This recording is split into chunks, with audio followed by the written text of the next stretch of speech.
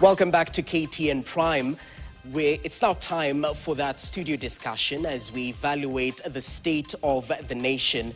And I'll be having this conversation with distinguished panelists. Allow me to introduce them.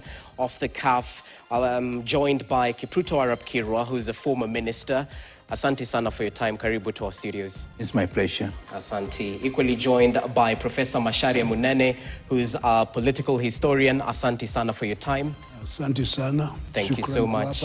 Asante. Equally joined by Professor Kivutha Kibwana, a law scholar and former governor. Thank you so much for your time. Karibu. Asante. Okay, gentlemen, we have a raft of issues to converse, and I'd like us to start with the cases of political intolerance in the country, borrowing from the scenes that characterized Kisumu just yesterday, where Vihiga Senator Godfrey Osotsi was attacked by unknown youth, and he was later on airlifted for medical treatment to Nairobi. We understand DCI today has arrested 3 suspects in connection with that attack, and they're said to be charged in court even as investigations continue and the search for other suspects is ongoing. Members of the United Opposition allege a cover-up in the assault probe. We just want to listen in to sentiments shared by leaders in regards to this particular attack, even as they condemned it. Let's listen in. We set foot democratically in Kisumu or Western Kenya. Now, shame on them, because Kenyans have come of age. They will not accept.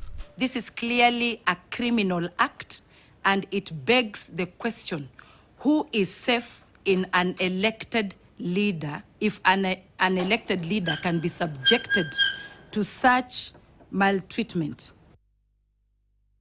Okay, just a sample of the criticism from leaders. And I'd like to begin with you, Kirwa, because this pattern of goons seems to be coordinated. It's not a random occurrence, considering the prevalence and the frequency. How concerned should we be 1 year, 4 months to the 2027 general election? Because there seems to be a lack of urgency in cracking down these goons. Well, I think the main challenge that we have as a nation is that we have refused to be tolerant to each other's views. Whenever you make views at variance with the position of other leaders, the only way they want to resolve that issue is to meet some punishment to you and perhaps cause a lot of harm to the person who says an alternative view. This is something that we should do a lot of social engineering as a people, because it is not the politicians alone. It is also the public that seem to have believed that anybody who does not support their leader is somebody to be dealt with, and to be dealt with firmly in a way that is not in keeping with the standards that we have kept in the past. Realize that at the independence, leaders used to disagree, but the kind of visitation that we are seeing today was not something that was common in those days. And yet, we pride ourselves that our society has evolved. We are slightly more organized than we used to be at independence. But when you look at the product of all that, we are doing worse than our brothers and sisters at the beginning of the independence in 1963. Okay, and it's quite unfortunate. Prof. Kibwana, as you come in, because there was a report recently tabled in Parliament that highlighted that criminal gangs are being armed by politicians and businesses, with the government identifying at least 126 criminal gangs operating in Nairobi, and across major counties, it's up to 300 gangs. So this is a problem that persists. The government gave us the promise that they will be tackling these insecurity networks and they will be dismantled. But speak to us about this culture of political intolerance. Why is it that one side of the political divide seems to be targeted by these cases of Goonism? Police at times seem to be working hand in hand with some of these criminal groups. What exactly is happening? Well, I think agreeing with what Honorable Kirwa said, it is actually a very dangerous pattern where Goonism is allowed, is tolerated, and even when we are told that the police are doing something about it, that doesn't happen. Because during 2024, 2025, we saw goons being introduced to counteract Gen Zs. And sometimes, the police would actually be watching, these goons operating and visiting violence on the young people.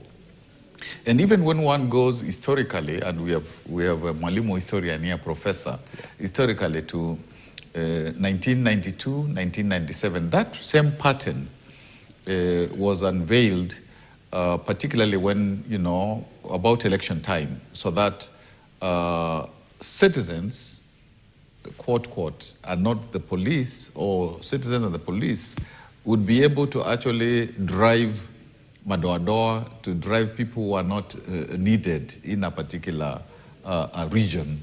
And so when one sees the emergence of this intolerance by mostly political people, because the so-called goons, these young people who maybe are paid very little to go and attack somebody,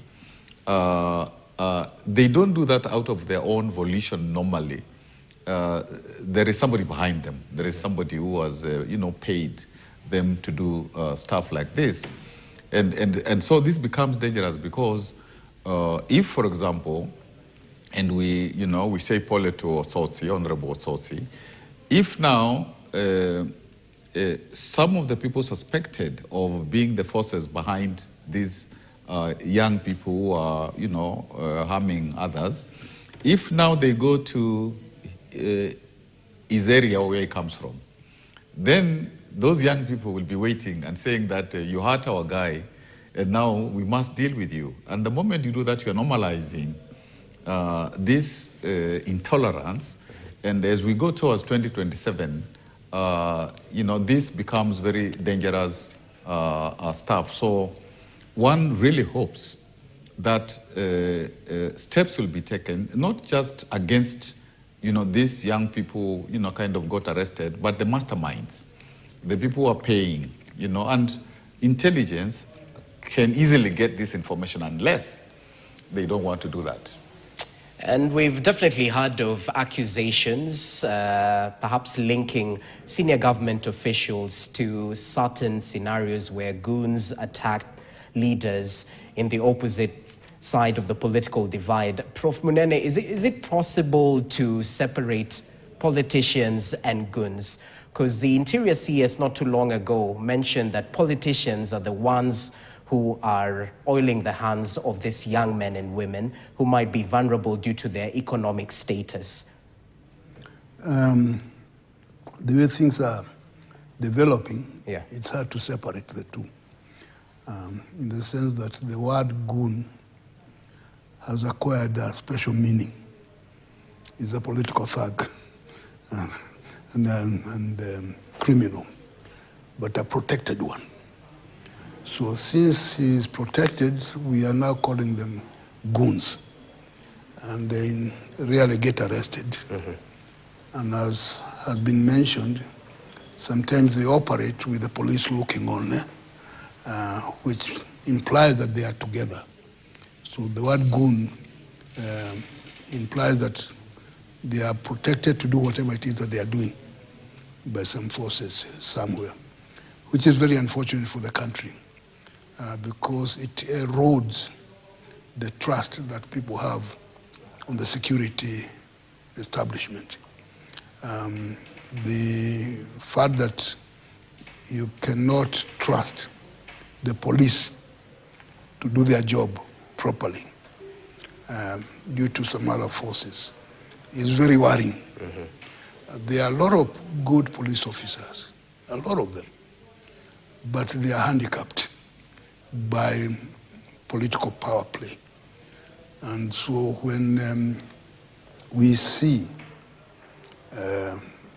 particularly in big occasions, whereby thugs are free to do what they want to do with the police or some other officers looking on or encouraging, then it implies that the country is going to the dogs. And which raises the question of whoever is running the country, the people in charge, are they thinking properly or not? And there sometimes appear to be a shortage of common sense where there should be some. Because to ordinary people, it does not make sense, but yet they tolerate it. So you start asking, are we on the same wavelength or not?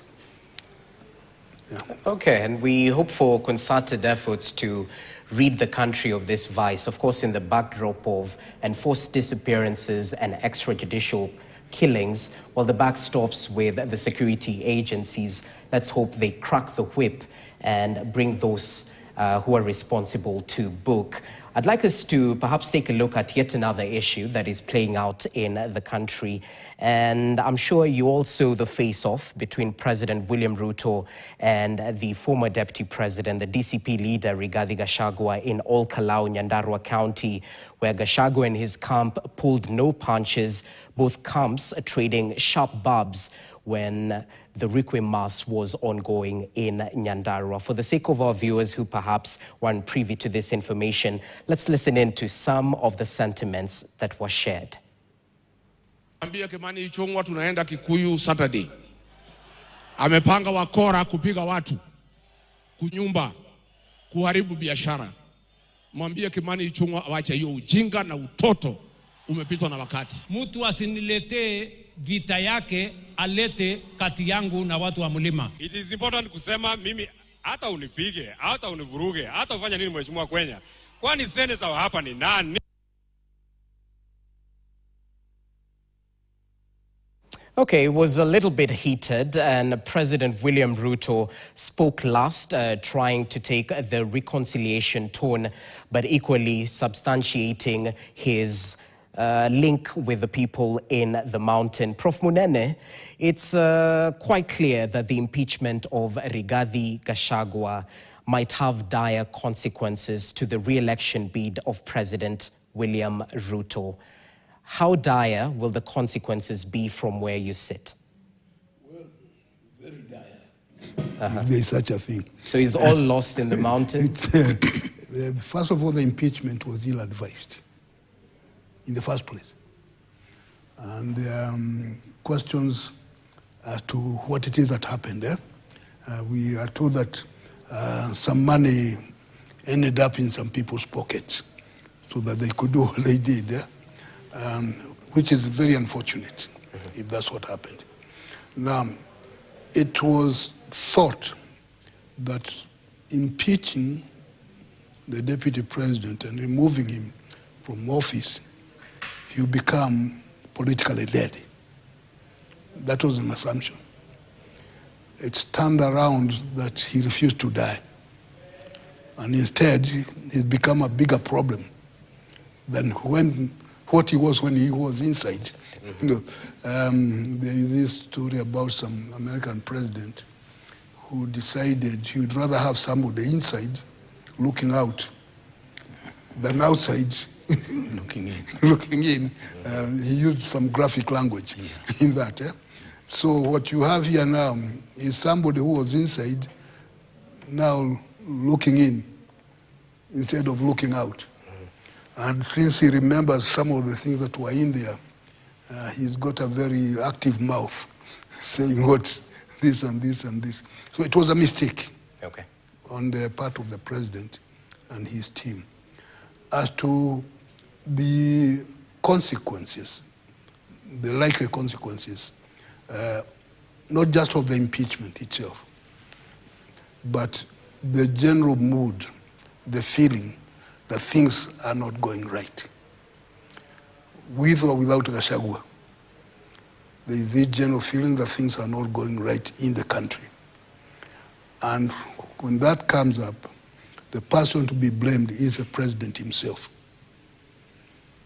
Now, Mr. Gachagua has a very lethal tongue because he's an orator. And he's mastered the art of explaining things his way. Sometimes not always very right, but he can appeal to the people. They listen to him. He has, in the last few months since he was impeached, what he has done is to gain the authority that he had been looking for. The man had been trying very hard from the time he was nominated to be deputy president before the election. Yeah. And he seemed to have gone out of the way to try and convince everybody in the mountain that he's the leader. And it was very difficult for him to get that. The impeachment gave him some mileage because it was seen to be unfair, and therefore if you don't like him, then we like him. But he still has to get that universal acceptance that he craves for. When you listen to him speaking all the time, he claims to speak for everybody. Well, there is doubts about that, but he claims. And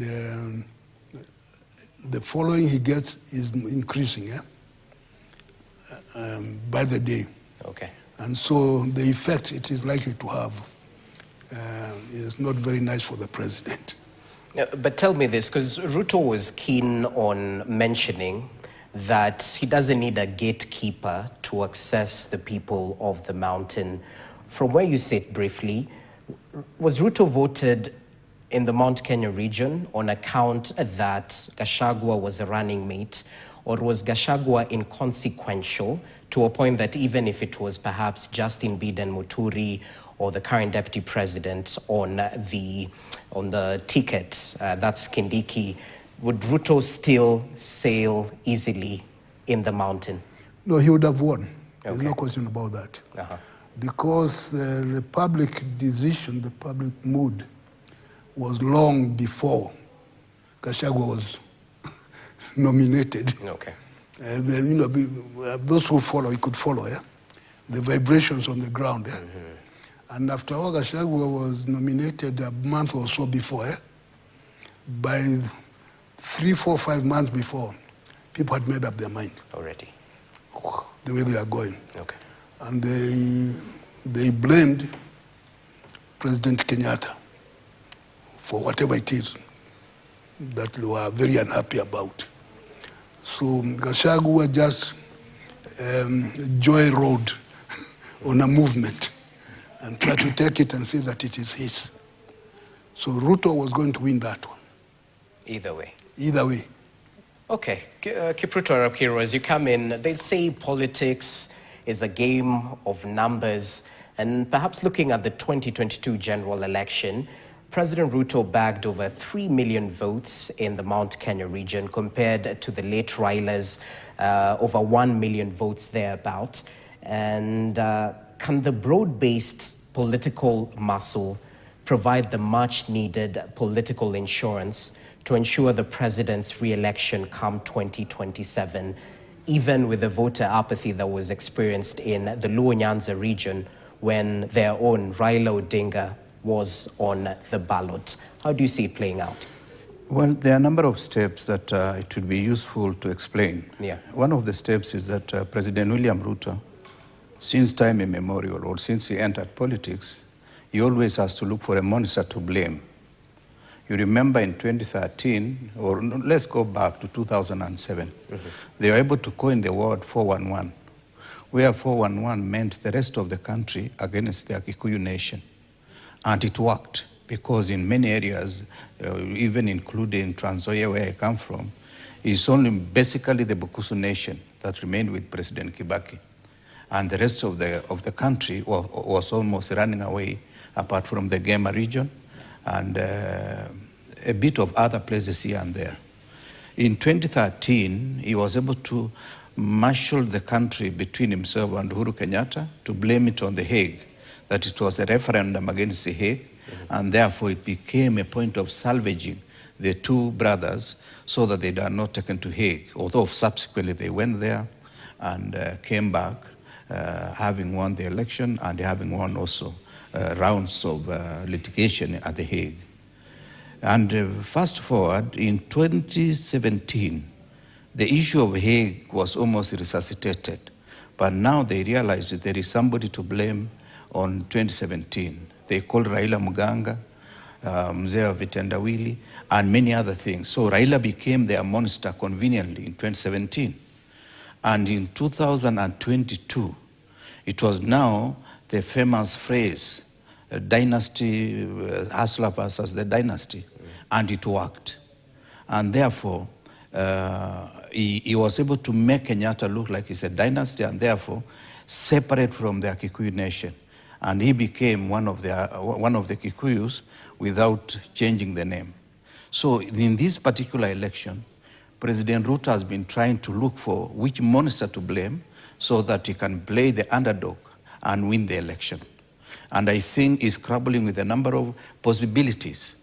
And he has wanted to make Gachagua the main culprit responsible for the demise of his fortunes within the landscape of Mount Kenya region. I agree with Professor Munene that the people had started moving because they realized he was reneging on most of the issues he had promised the people of the mountain and the rest of the country. Now, the second issue, and they have been so bitter with Gachagua not mellowing down. There are two things.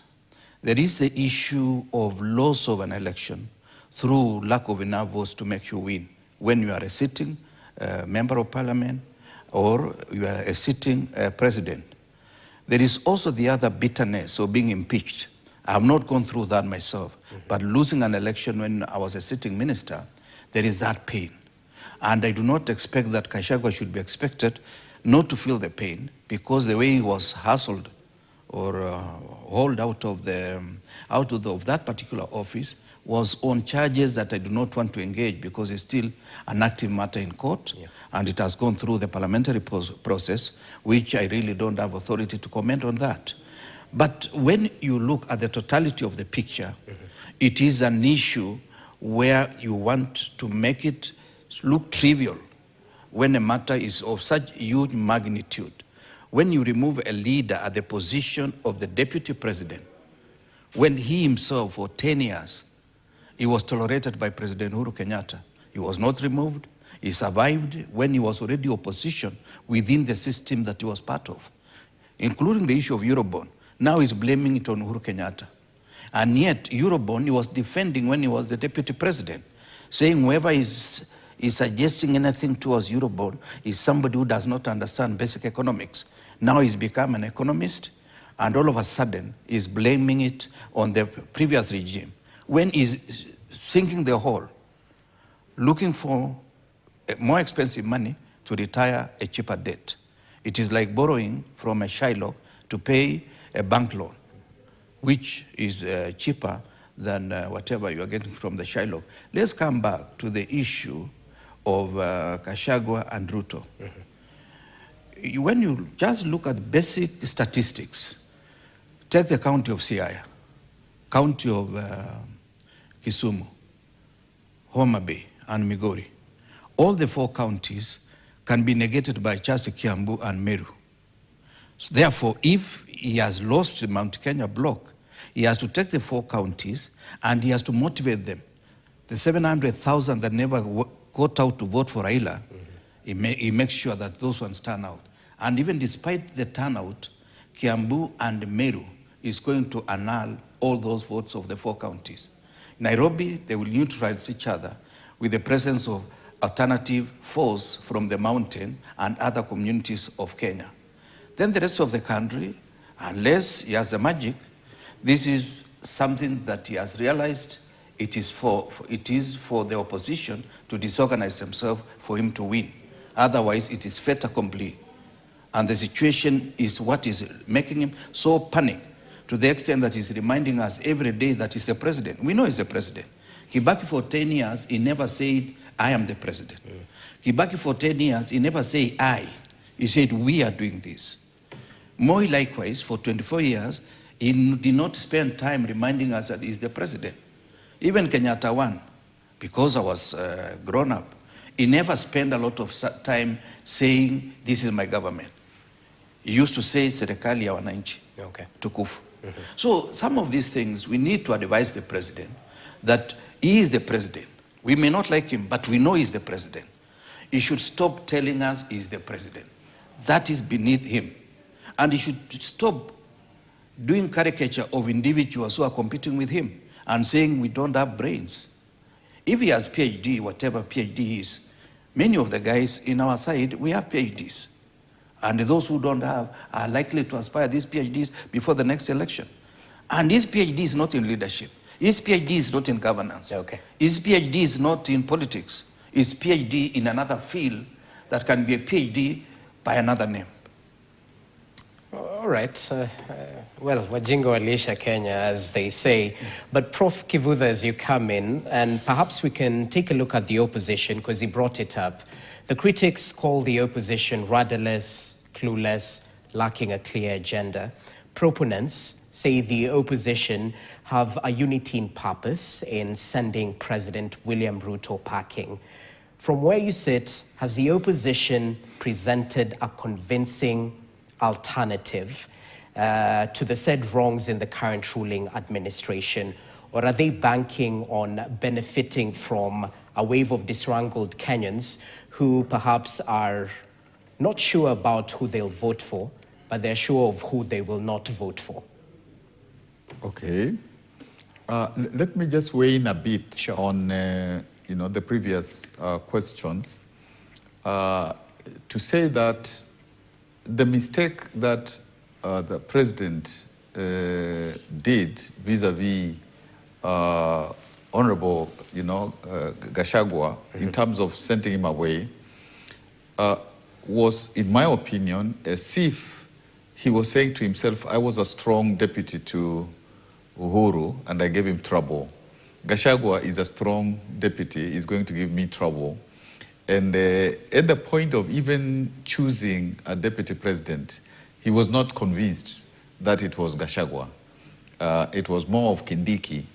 And of course, Gachagua had more money to give to the campaign. And as a consequence, ultimately, he became the deputy president. But I think from that early period, he was a marked man.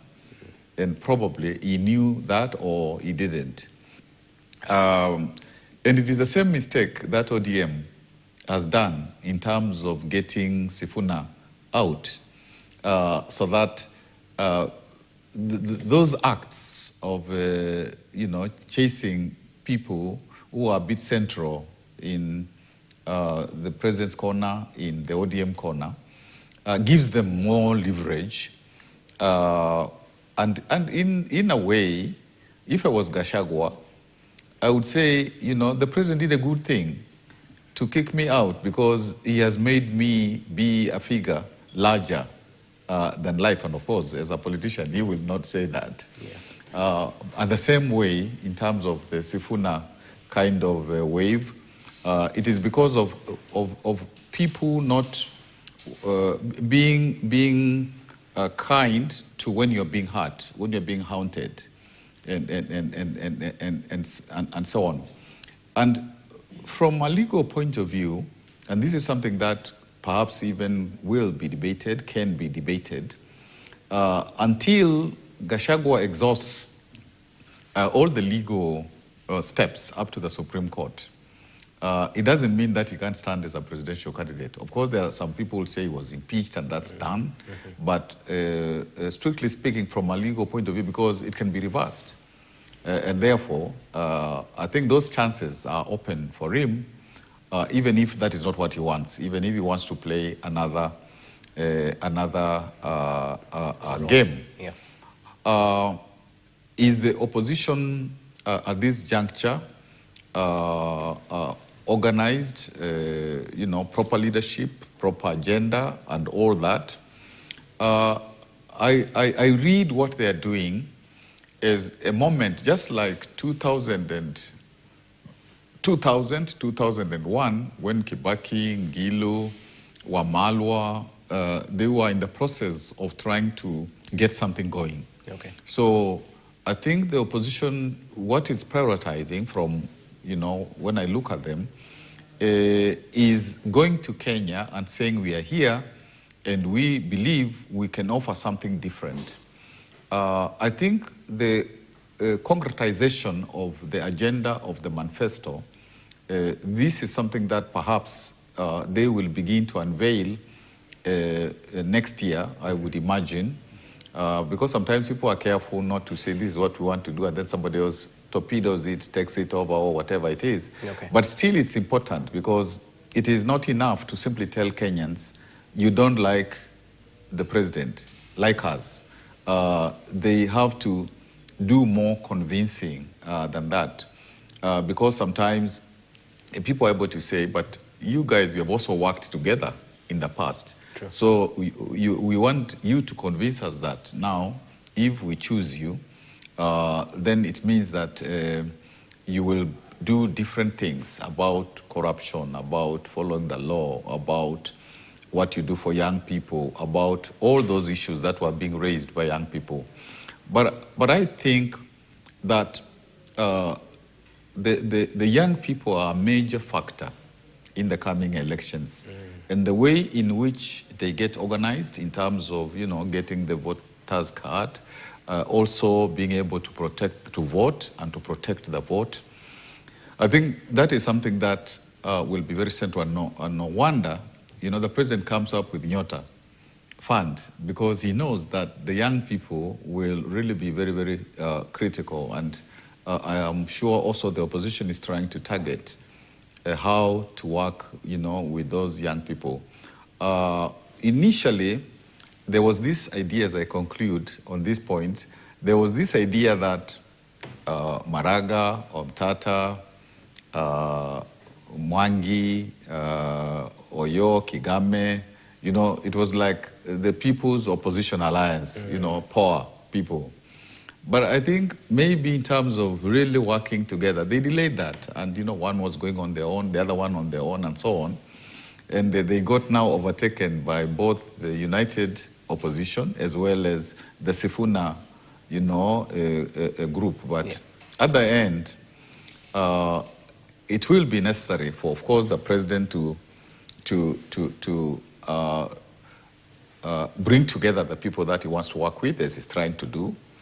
And for the opposition collectively to also be together. Because in our country, we always say that we want like 2 major parties, maybe 3 major parties. But even coalitions are not completely proper coalitions. And after elections, they disintegrate. And so there's been that push for like 2 major parties and maybe a third, a third force or a third party, so that we mature, our, political arrangements, our democracy. But having said all those things, I keep on saying this, and sometimes some of the opposition friends of mine, don't like it. But I keep on saying that, sometimes I say that the president from 1992, when he helped Moi actually win, when Moi thought that he couldn't, through the Youth for Kano. 1997, also his hand was there. 2005 referendum, a very major player. For a lot of Uhuru's victories, he was again there. So he's good at last mile politics. And, he can tell you, these are the rules that, we should use. Don't hit me on the head, don't hit me on the stomach, don't hit me elsewhere, and then you agree. And then when the game starts, he hits you where you had said. So you should expect the unexpected, yeah? So he's not a pushover. Okay, it wouldn't be a walk in the park. And that goes without saying, considering how he's been able to sustain his political career through and through. Prof. Munene, he's mentioned about Sifuna, and I'd like you to perhaps delve into the Orange Party matters. Is Sifuna shifting goalposts? We had him mention that he cannot be the Secretary General of mediocrity. Yet, he's still fighting from within the ODM party, trying to maintain that position as Secretary General, even though he's embattled, as we commonly refer to. Why fight the process of his removal if he can't be the SG of mediocrity? The honorable thing perhaps to do would be to resign and align with like-minded individuals. What's the end game here, Prof?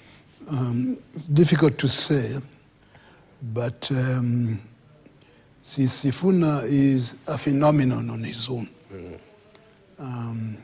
That he has this special appeal that makes him, first of all, he's very charismatic, he's very articulate, and he has shown some leadership quality in being courageous. I think one of the things that promoted him very much was when somebody threw some tear gas in Kakamega, is it? And Kitengela initially. Kitengela. Yeah. And there he was telling everybody, don't run away. You leaders just stay here. And we are not going anywhere. So zima hiyo kitu, eh? And people obeyed. Yeah.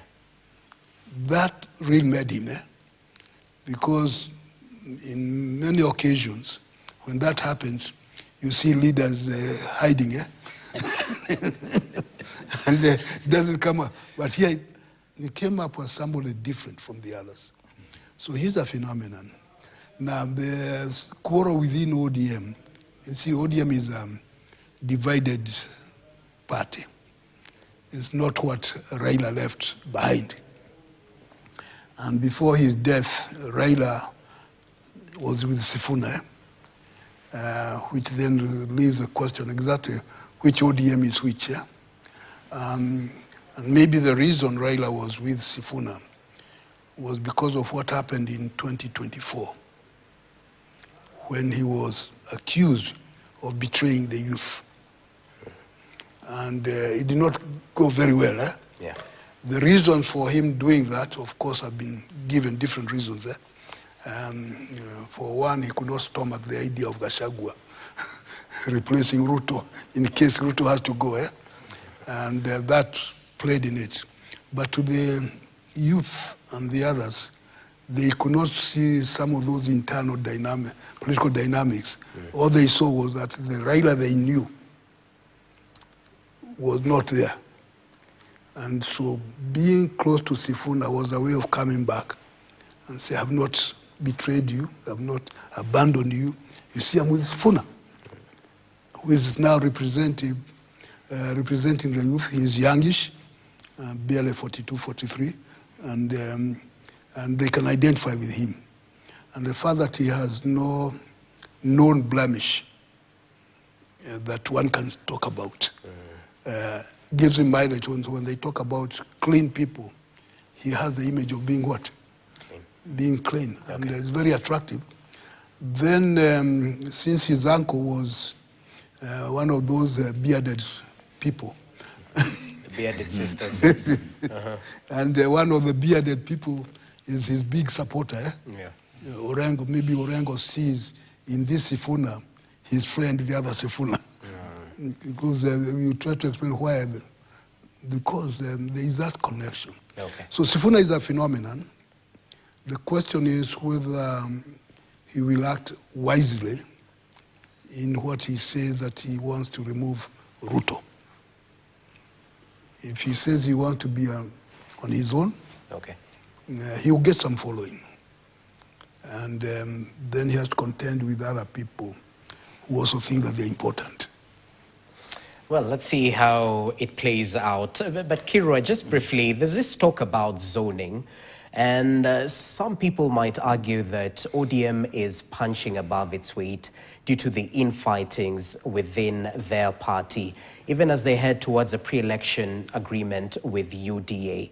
Well, what do you make of that talk, and whether these are equal partners coming to the table, hence demanding a 50-50 agreement, even to the position of the deputy president? Well, what do you make of it briefly? First of all, just allow me the latitude to reflect on what the two professors have said. Sure. I do not ascribe myself to their level of intellectual capacity, but let me agree with them for purposes of making some of the matters clear. Remember, since independence, all manifestos are launched perhaps 3 months before the main election. And this, therefore, what Professor Kibwana was saying is very true. We cannot start launching our manifesto. What we are doing today is to destroy the manifesto that William told the people of this country at the beginning of time, that is in 2022, and the fact that he has reneged on most of the promises that he made at that particular time. He had also told us that he was not going to take any more loan. But today, the loan portfolio has gone up almost for the last 3 years. He has taken a quarter of the total loan Kenyans have taken from multilateral and even domestic loan. That is one area that you realize there is no money in the country. You cannot be doing all these constructions, whether it's affordable housing or roads, without seeing money among the people of Kenya. Yeah. It means money is circulating in very few hands. Now, in our style of doing things, we want the manifesto to be based on the grassroots, such that we shall be communicating with every constituency to tell us what are their aspirations, their frustrations, and their wishes that they want to ensure that are reflected in the next government. And we will be able to collect and collate that information and therefore create milestones from the month of October up to the month of May, so that we condense all the aspirations and frustrations of Kenyans, and we launch our manifesto perhaps towards the next general election. As to whether the Sifuna force, the way Professor Munena has explained, is going to augment our support to remove Ruto and make him one-term president, is a strategic move that we need to remind ourselves. In the year 2002, we had two forces, one under Charity Ngilu, Mwai Kibaki, and the late Kijana Wamalwa, as three parties who had come together much earlier. The other team of LDP was still in Kanu. And when Kanu became Kisirani, or Kasarani became Kisirani in Kasarani, the team led by Raila, the late Saitoti, the Honorable Kalonzo Musyoka, the Honorable Ntimama, Moody Awori, I ran the risk, even the late Joseph Kamodo. They moved from that direction and were able to form the National Rainbow Coalition only 2 months to elections. And we won that election with a resounding victory of 62%, a victory that is still credible in the minds of Kenyans, and the Kenyans accepted that. As to whether the Sifuna wing and our wing are going to merge at certain critical point is a matter of time. We know our desire is to stop the kind of corruption, the kind of looting that is taking place, and the kind of intolerance to alternative view whenever it is. And that's why 66 children have disappeared. We don't know where they went. And up to now, the government has no answer. Even the boys who hit the Honorable Ososi, we saw them in a photograph with the head of with the PS in charge of internal security. Yes. All that information is showing you that there is something that we need to deal with, and there is something that we need to remind ourselves that not all is well in Kenya. Finally, on the issue of ODM and UDA, Kenyans should remind themselves there is no deal that Ruto has entered with anybody, and anybody has held the better part of the stick. All the time when you have a deal with him, he makes sure, the way Professor Kibwana said, that you get the short end of the stick.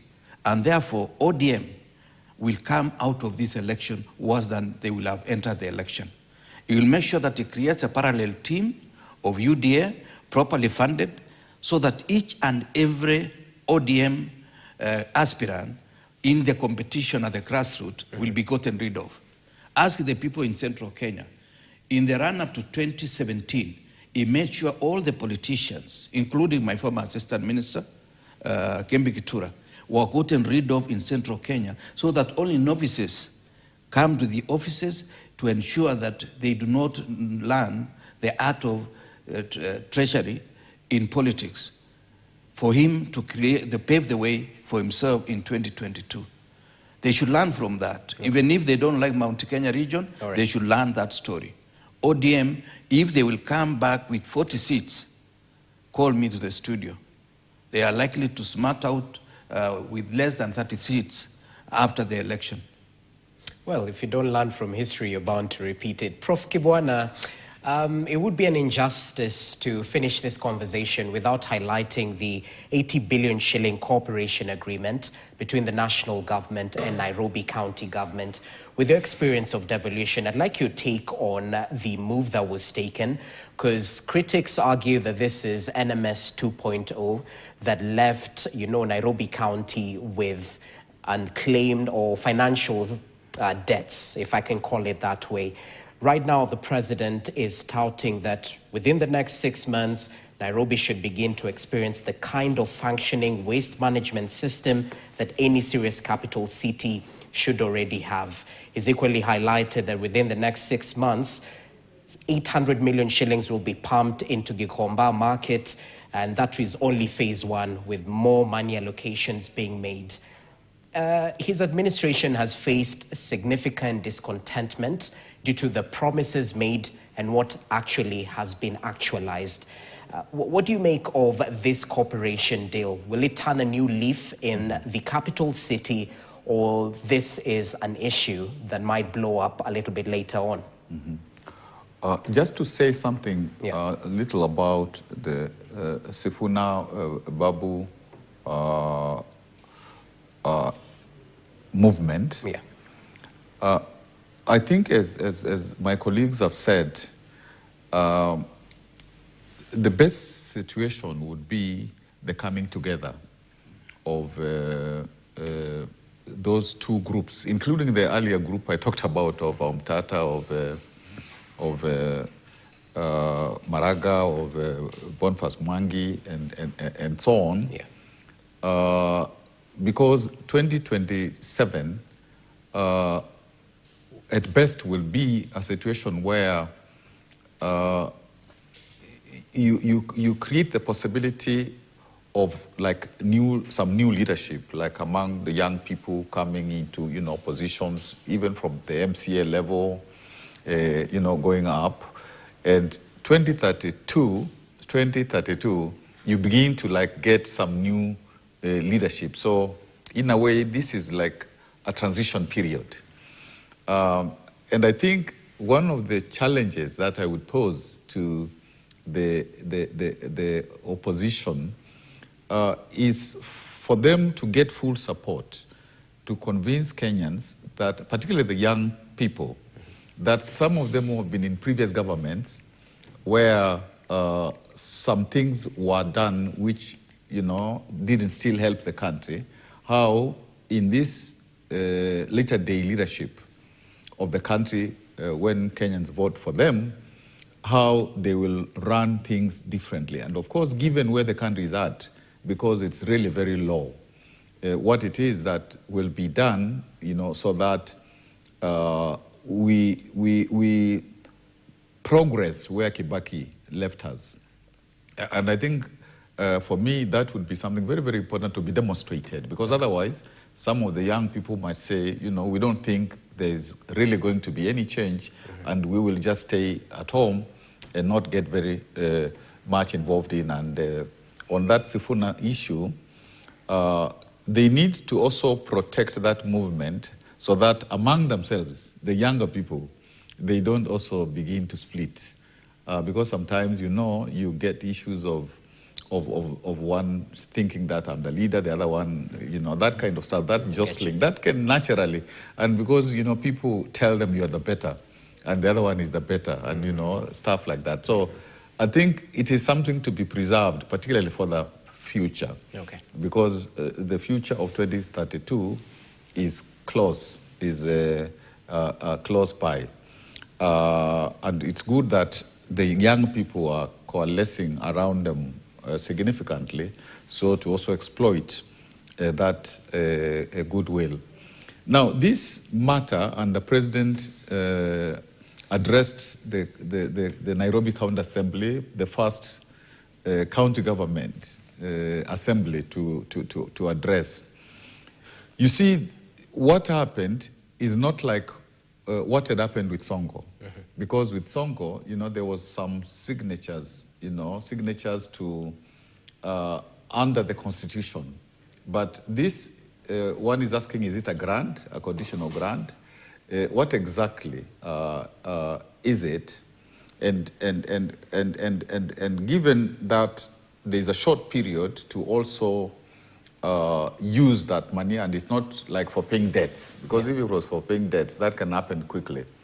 The Kikomba issue is an important issue if it was done in such a way as to make sure that all those people who trade there and who supply a significant amount of the economy of the country and of Nairobi, if that was done properly, and even that river, if there was the proper cleaning and making sure that it is even a tourist attraction, you have walkways, you have bicycle ways, and you have all that can be a splendid thing, but usually that would take quite some time to do. And of course, there is controversy about some of the traders thinking that there are some problems, but under normal circumstances, that would be a major good thing to do, to provide proper space. But you see, as I said, that the president is good at last mile politics. That 80 billion might be more about arranging his politics, arranging how he's going to get following in Nairobi. Okay. And I think if one perhaps doesn't look at it through that lens, then one might be missing the point. Interesting. Gentlemen, we're pressed of time. Allow me to finalize that conversation right there. I'm hoping to have this eminent panel once again, because you know what they say, an old man seated can see further than a young man standing. So thanks for the nuggets of wisdom, Professor Macharia Munene, a political historian, Kipruto Arap Kirwa, former minister, and the law scholar and former governor, Professor Kibudha Kibwana. Asanteni sana for your time and your input. That's how we wrap up tonight's edition of KTN Prime. Hope you're adequately informed. See you next time. I'm Jesse Rogers. Enjoy the rest of your viewing.